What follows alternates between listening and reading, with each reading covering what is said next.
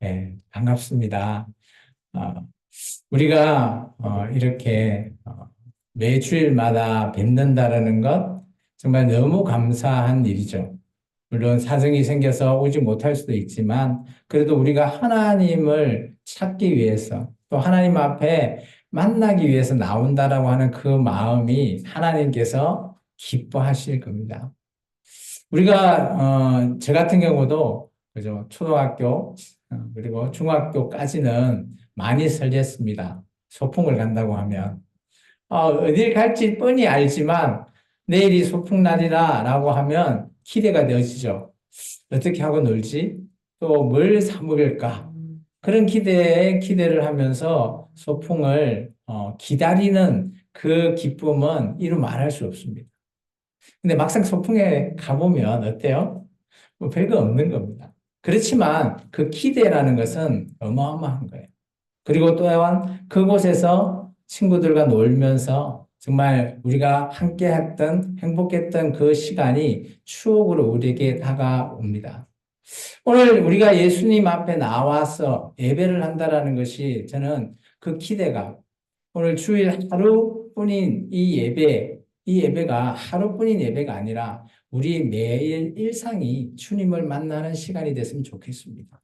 마치 소풍을 기다리는 어린 우리의 모습처럼 오늘 매일매일 하루가 눈 떴을 때 예수님을 만나면 좋겠다라고 하는 우리의 모습으로 찾아가시기를 주 이름으로 축원합니다. 오늘 말씀의 제목은 강권하여 드리다가 내 집을 채우라라고 하는 누가복음 말씀을 제가 택해 보았습니다. 우리가 매월 첫째 주일은 그죠 성찬식을 하게 되고요. 오후에는 별도 예배가 없습니다. 오후에는 저희가 전도를 하자라고 그때 같이 얘기를 했죠. 그래서 우리 주보를 보면 전도 주일이라고 제가 표시를 했습니다. 어쨌든 간에 우리는 예수님께서 우리에게 주시는 그 복, 또 우리에게 주시는 선물, 또 사랑, 이런 것들을 우리가 받는 우리가 주님 앞에 무엇을 드릴까? 어떤 것을 우리가 여기서 주님을 만나서 또 어떤 것을 배울까? 라는 그런 생각도 중요하지만 오늘 우리는 그 안에서 예수님의 사랑하심을 오늘 한번 체험했으면 좋겠습니다. 저도 마찬가지지만 여러분들도 처음 예수님을 누군가에게 그죠? 전달받고 예수님을 소개받았죠. 그리고 나서 예수님이 믿어지기 시작했고요. 그리고 지금 이 자리에서 예수님 앞에 예배하는 저와 여러분의 모습으로 보여질 겁니다. 오늘 처음 오신 분은 뭐 좀 생소하시겠지만 이 부분을 계속해서 들이다 보면 예수님이 왜 나를 택하셨을까? 이런 부분들도 우리가 충분히 공감할 수 있는 문제로 나중에 시간이 지나면 알 수 있다라는 겁니다. 사도 바울이 오늘 전도여행을 통해서 그죠? 감옥에 갇혀 있다가 그 감옥이 지진으로 인해서 다 이렇게 흘러났을 때 죄수들이 도망간 걸 보고 간수가 놀라서 차결하려고 할 때 사도 바울이 이렇게 얘기합니다. 우리 아무도 도망가지 않았다. 그때 이 간수는 사도 바울에게 얘기하죠. 당신은 어떻게, 그죠? 이 상황에서 나의 죽음을 막을 수 있고, 또 이 상황을 아무 죄수도 다 탈옥하지 않고, 이렇게, 있을 수 있는가. 그 당시 로마의 간수는 이랬습니다. 죄수 한 명이 탈옥하면 자기가 그 목숨을 대신하는 거예요. 그래서 자결하려고 했는데, 바울이 그것을, 뭐, 바울이 했다라기보다는 하나님이 그 일을 하셨죠.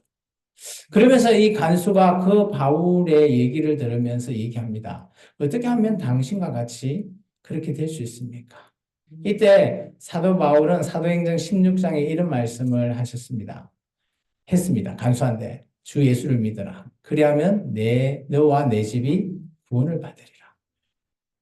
오늘 우리가 예수님을 믿는 가장 큰 이유는 구원이 우리의 가장 큰 몫을 가지고 있습니다.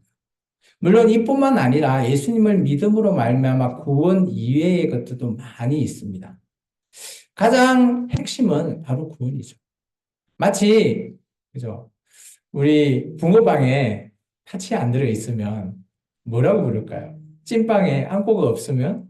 만두 안에, 만두피 안에 속이 없으면? 아무짝에도 그것을 뭐, 붕어빵이라, 팥빵이라, 만두라, 칭하기가 애매하잖아요. 정말 그 안에 예수님 안에 가장 중요한 것, 그게 바로 우리가 구원이라고 하는 몫이라는 겁니다. 우리는 구원을 위해서 예수님, 그러면 반대로 이렇게 생각할 수 있습니다. 나의 구원에 있어서 내가 예수님을 믿어야 하나?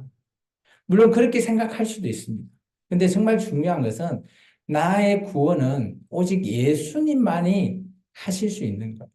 내가 구원받기 위해서 예수님을 믿어야지. 이 일이 우리 머릿속으로서는 충분히 할 수 있는 생각이지만 우리가 그렇게 해서 예수님을 믿는다? 절대 믿을 수 없습니다.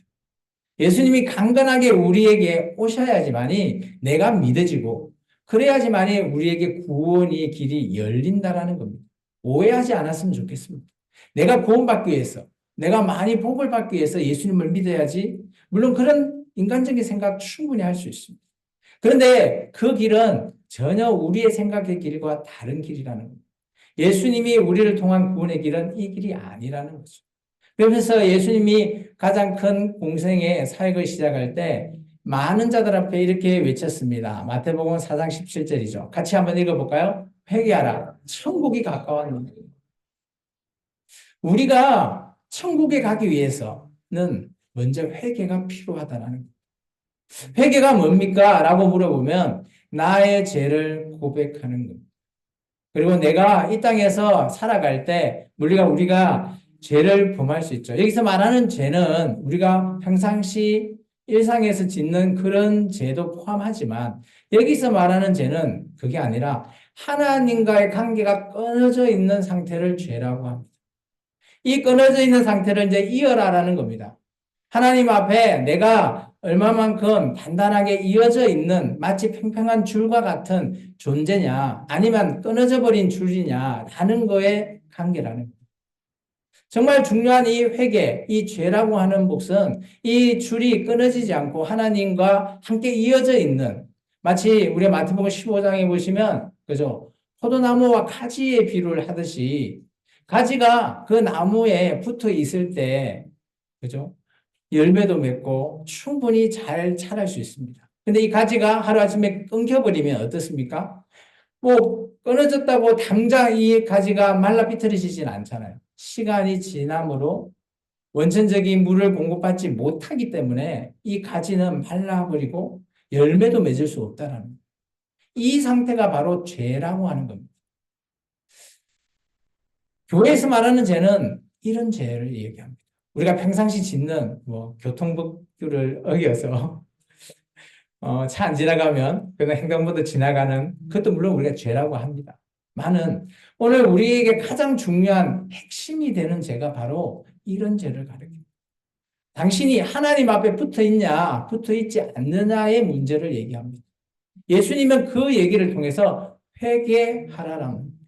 여기서 회개는 우리가 죄의 모습으로 있지 않고 하나님과 함께 그죠? 이어져 있는 모습, 그 모습이 우리의 회개하는 모습입니다. 그래야지만이 우리가 하나님과 함께하는 천국이라는 곳을 갈 수 있기 때문입니다. 예수님이 이 땅에 왜 오셨을까요? 요한은 이렇게 얘기하고 있습니다. 나는 세상의 빛이요. 나를 따르는 자는 어둠에 다니지 않고 생명의 빛을 얻는 자가 될 것이라는 거예요. 예수님이 이 땅에 빛으로 오셨습니다.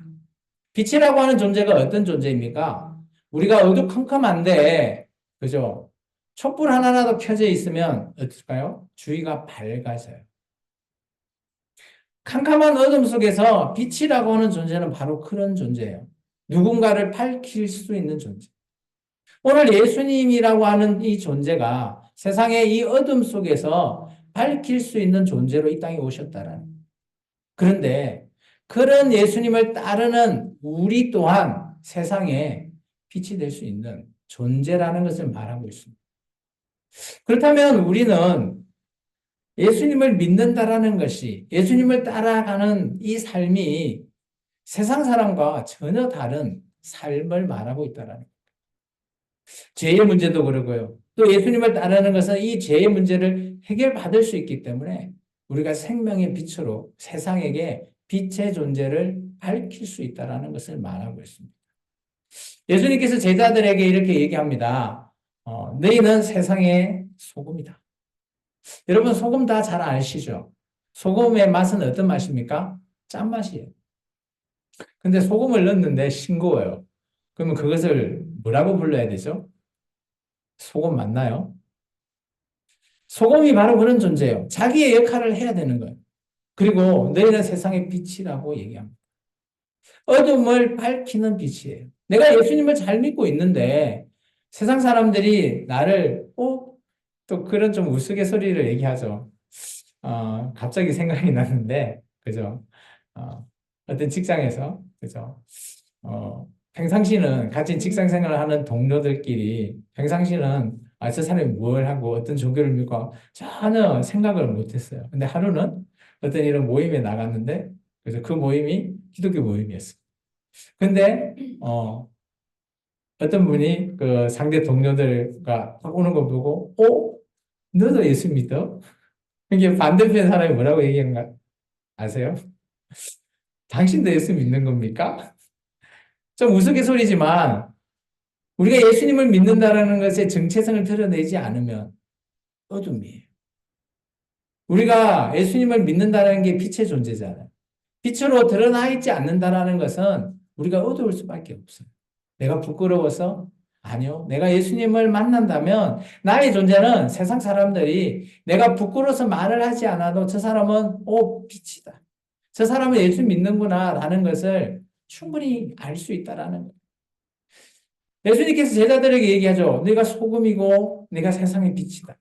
그러면 우리의 역할은 소금과 빛의 역할을 예수님을 만남으로 해서 내가 하고자 하는 게 아니라 예수님을 만난 이후에 나의 삶이 그렇게 바뀌어 있더라는 거예요.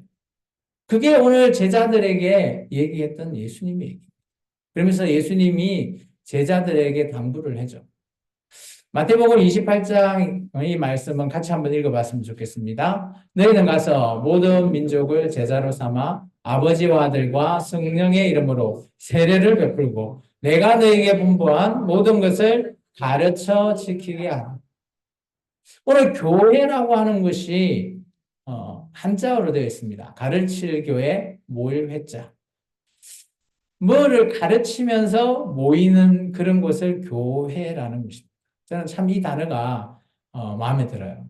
근데 뭘 가르칠까요? 우리는 예수님을 가르치는 거예요. 우리의 구원이 되는 그런 하나님이 어떤 분인지를 가르치는 거예요. 그리고 그것을 위해서 여기 오셨던 여러분들은 모이는 거죠. 저 또한 마찬가지고. 예수님께서 너는 모든 민족이라고 했습니다. 기존에는 구약의 말씀을 보면 하나님께서 특별한 한 민족을 택하셨죠. 이스라엘이라고 하는 민족. 그 민족에게 오늘 하나님께서는 구원을 허락하셨습니다. 그런데 이 민족이 하나님과 한 1000년 정도 살다 보니까 하나님 뜻대로 아무리 살려고 해도 사라지지가 않아요. 하나님이 원하는 방향대로 가지 않는 겁니다. 하나님께서 마지막 말라기에 이렇게 얘기합니다. 나는 너 사랑했다. 그때 이스라엘 민족이 하나님 앞에 우리를 어떻게 사랑했습니까? 여러분 이제 결혼하신 부부들은 이 말에 공감할 건데요. 평상시는 부부가 어떻습니까? 참 같이 있는 것만으로 감사하고 행복하죠. 근데 때로는 그렇게 마냥 행복할 수는 없잖아요. 어떤 말을 들으면 그죠? 마음이 상하잖아요. 그렇게 되다 보면 부부싸움을 하게 됩니다. 부부싸움 할 때 정말 아마 가장 남편이 아내한테 들었던 가장 아마 심한 말 아니면 이 가슴을 찌르는 말 중에 하나가 아마 이런 거예요. 그죠? 우리가 행복하고 사랑해서 이렇게 함께 사는데 나도 사랑한다라고 했을 때 아내가 당신이 어떻게 나를 사랑했냐? 사랑한 가 한번 내봐라. 라고 하면 뭔 말을 해야 될까요? 물론 지나온 추억을 떠올리면서 얘기할 수도 있겠지만 하나님께서 마치 그런 이스라엘 민족이 그죠? 하나님은 계속 기다려주고 사랑해줬는데 이스라엘 민족은 그런 하나님의 마음을 알아주지 못하는. 그래서 어떻게 사랑했냐? 라고 했을 때 하나님께서 고민한 끝에 요한복음 3장 16절 말씀처럼 하나님은 모든 사람을 사랑하시기에 독생자 예수님을 우리에게 보여주셨습니다. 보내주셨습니다. 그로 말미암아 오늘 예수님이 오늘 제자들에게 얘기하죠. 너희는 이 땅의 모든 사람들을 나와 같이 그지? 제자를 삼아. 너희들과 같은 제자.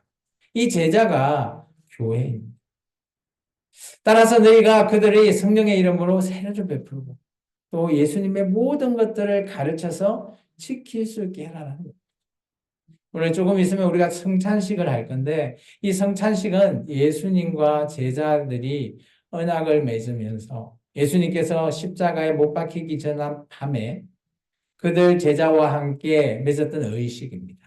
그리고 이것을 기억하게 해달라 라고 했기 때문에 오늘날 교회가 성찬이라는 것을 의식을 베풀고 있습니다. 성찬의 의식에 담겨있는 뜻은 우리가 예수님을 기억하자. 예수님이 나를 얼마나 사랑하고 있는지 그것을 우리가 깨닫게 하는 겁니다. 오늘 이런 모든 것들 속에서는 우리가 하나님을 사랑하고 예수님을 사랑하는 마음이 표현되어 있다는 겁니다. 마치 전도라는 것은 우리의 사랑의 행동이죠. 근데 이런 모든 사랑을 다 잘 받고 있는 우리가 그죠? 제대로 행동하지 않을 때는 어떨까요? 교회를 잘 다니고 있지만 그죠? 모두가 다 천국에 들어갈 수 있을까요? 성경은 이렇게 말하고 있습니다. 누구든지 생명책에 기록되지 못한 자는 불못, 즉 치욕에 던져진다고 합니다. 그러면 이 생명책이라는 게 뭘까요? 이 생명책은 우리가 지금 교회에서 말하는 예수님을 믿고 예수님의 뜻대로 우리의 모든 삶을 살아가는 겁니다. 오늘 여러분이 예수님을 믿고 세례를 받으면 하나님이 가지고 계시는 그 책 중에 생명책이라는 게 있습니다. 그곳에 우리의 이름이 기록되어집니다. 구약 때는 모세의 말씀을 보면 그죠? 하나님 앞에 잘못한 사람은 생명책에서 지워지기도 한답니다. 그렇다면 우리가 이 땅의 삶을 살아갈 때 생명책에 기록되었다라고 나 마음대로 살고 내 뜻대로 살아간다면 그 생명책 속에 나의 이름이 없을 수도 있다라는 거죠.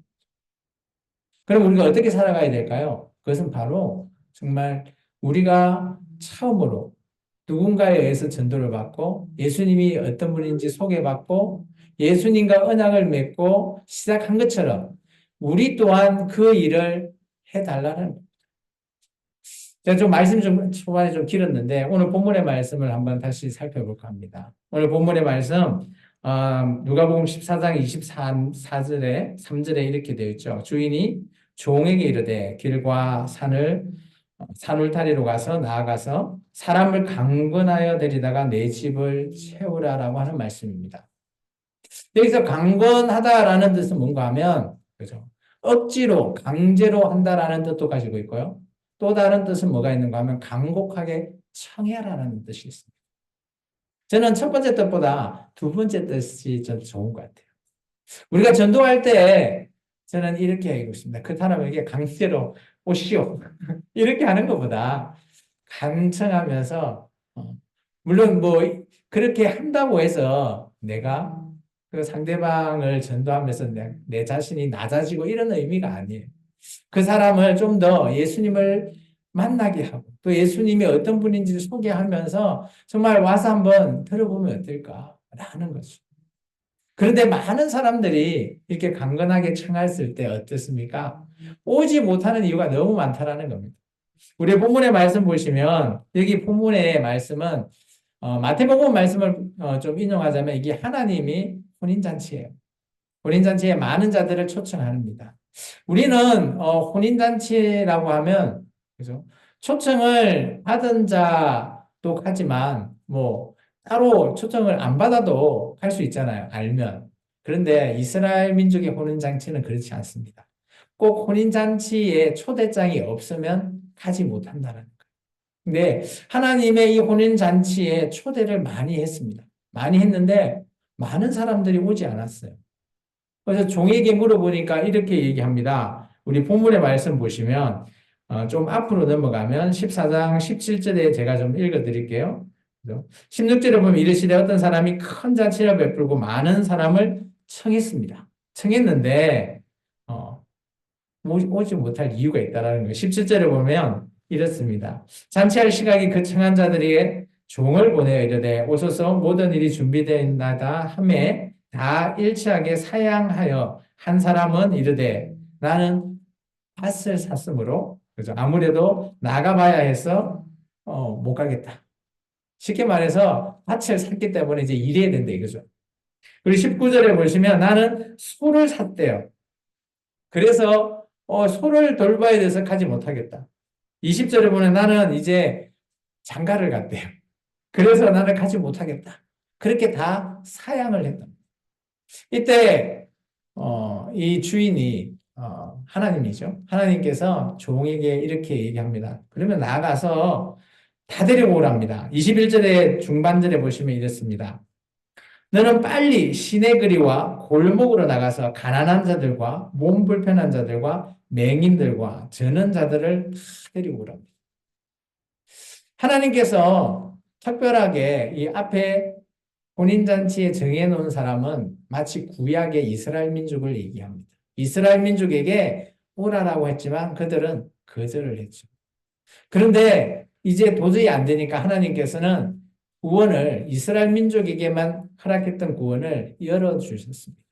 오늘 우리가 좀 전에 읽었던 말씀처럼 가난한 자들, 몸 불편한 자들, 맹인들, 저는 자들, 모든 자들을 다 초청하셨습니다. 그래서 오늘날 교회가 바로 이 하나님께서 얘기하시던 이 혼인잔치에 갈 수 있는 이유가 됐습니다. 그리고 여기에 데리다라는 뜻은 원어로 보면 오게 하라라는 겁니다. 우리가 하나님의 잔치에 오게 해야지 하나님을 알 수 있고 하나님의 뜻이 무엇인지를 알 수 있다는 겁니다. 그리고 거기에서 와야지, 잔치에 와야지 우리가 음식도 먹고 더 좋은 것도 볼 수도 있다는 거죠. 오지 못하면, 그죠? 하나님을 만날 수 없다는 거예요. 오늘 교회가 전도하는 이유가 바로 이런 이유입니다. 마치 우리가 교회에 나오면 전도해야지 또 사명감으로도 얘기하지만 부담감이 많습니다. 그렇지만 제가 늘 얘기하죠. 부담감은 내려놓으시라. 우리가 전도를 할 대상이 생기고 전도를 하고자 한다면 기도하면 성령 하나님께서 우리를 도와주신다라는 거예요. 오늘 정말 감사하게 제가 이 말씀을 미리 준비했는데 오늘 우리 집사님이 또 한 분을 초대했어서 또 우리 교회에 또 새로운 분이 오셨죠. 정말 저는 이 말씀을 미리 오실 줄 알고 준비한 게 아니에요. 미리 준비를 했지만 그죠? 하나님께서 이 모든 일을 다 알고 계시는 거예요. 하나님은 이런 분이시라는 겁니다. 우리가 계획하고 우리가 생각하는 일 그대로 이루어질 수 있는 일은 하나도 없습니다. 그렇지만 하나님께서 일하시면 마치 오늘 설교가 새로 오신 전도를 위한 그런 분의 설교와 이어져 있는 이런 모습을 보면 저도 깜짝깜짝 놀래요. 하나님께서 이런 분이시구나. 정말 우리의 모든 것들을 다 알고 계시고 우리의 모든 생각까지도 제가 어떻게 우리 집사님이 오늘 전대 올 줄 제가 어떻게 알겠습니까? 제가 점쟁이도 아니고 근데 하나님께서는 그 모든 것들을 다 계획하고 계신다는 거예요. 그리고 정말 중요한 것은 하나님께서 내 집으로 오는 내 집을 채우랍니다. 여기서 말하는 내 집은 바로 영적인 가정이요. 우리의 삶의 공간, 우리가 있는 이 교회를 얘기하고 있죠. 하나님과 교제하며 우리의 집을 정화시켜라 라고 하는 뜻을 갖고 있습니다. 이 하나님께서 채워라 라고 하는 이 뜻은 또 어떤 뜻을 가지고 있는가 하면 가득 채우라는 겁니다. 뭐로 가득 채울까? 물론 우리는 눈에 보이는 사람으로 가득 채우기를 원합니다. 목사인 저는. 그런데 하나님께서는 여기서 가득 채워야 될 것은 물론 사람도 채워야 하지만 우리 한 명 한 명에게 하나님의 말씀과 기도로 채우라는 거예요. 교회는 말씀과 기도로 채워지지 않으면 이곳은 교회가 아니고 세상의 어떤 모임의 공간과 차이가 없는 거예요. 똑같다라는 거죠.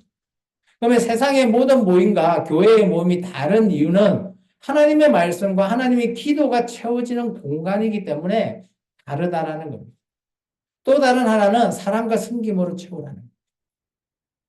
세상에 많은 모임 중에는 그죠? 자원봉사 이런 모임에 가보면 다 사랑과 섬김으로 채울 수 있습니다. 그것은 교회나 그쪽이나 똑같다는 거예요. 그래서 정말 이 채울 수 있는 가득 채우는 거에 차이는 바로 하나님의 말씀, 또 하나님 앞에 드리는 우리의 기도. 이게 정말 중요하다라는 것을 얘기하고 있습니다. 전도는 이렇게 따져보면 하나님의 명령이고요. 우리가 하나님을 믿는 우리에게는 우리의 사명이기도 합니다. 너무 부담을 갖지 말라, 내려놔라고 하는 제가 일관적으로 얘기하고 있죠. 전도 내가 잘한다고, 말을 잘한다고 전도를 잘할 수 있을까요? 그건 또 아니에요. 내가 말을 못한다고, 어눌하다고, 부끄러워서 전도를 못한다? 그것도 아닙니다. 내가 전도하고자 하는 마음이 있다면 성령 하나님께서 우리를 도우시고 마치 모든 것들을 계획하듯이 퍼즐 맞추기에 퍼즐이 맞춰 나가는 것처럼 우리가 할 수 있는 그 모든 것들 다 내가 하는 게 아니라 나를 통해서 하나님께서 일하고 계신다라는 그 생각을 가지시기 바랍니다. 전도는 내가 하지만 나의 생각, 나의 능력, 이게 하는 게 아니에요. 하나님께서 하고 계신다. 이 생각만 가지시면 여러분은 누구나 전도하실 수 있다라는 겁니다. 마지막 이 말씀을 듣고, 같이 읽고 말씀을 마칠까 합니다. 같이 읽겠습니다. 전도는 하나님의 명령이며 순종하면 복이 되고 불순종하면 저주입니다. 예수 그리스도의 사랑을 세상에 전하는 전도자들이 되도록 노력합시다. 아멘. 기도하겠습니다. 사랑해 주님 감사합니다. 오늘도 귀한